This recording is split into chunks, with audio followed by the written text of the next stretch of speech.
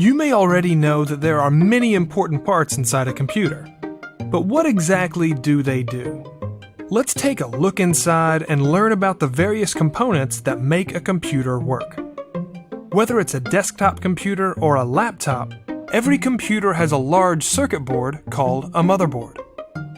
This contains some of the most important parts of the computer, such as the CPU, also known as the Central Processing Unit or processor.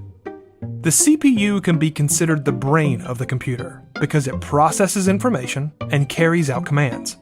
Since it tends to get hot, it's covered by a piece of metal called a heatsink, which draws heat away from the processor. The motherboard also contains the computer's RAM, or random access memory. This is the short-term memory that the computer uses whenever it's performing calculations. However, you cannot store your files there, because the RAM is cleared when you shut off the computer.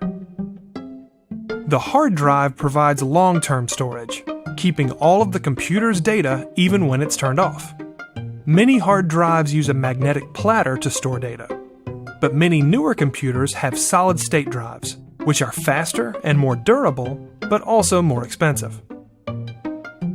On many desktop computers, the motherboard has expansion slots that allow you to upgrade by adding expansion cards. You can add a video card to get better graphics performance, or you can add a wireless card to connect to your wireless home network. Most laptops, however, don't have expansion slots. Of course, the computer's components need electricity to run.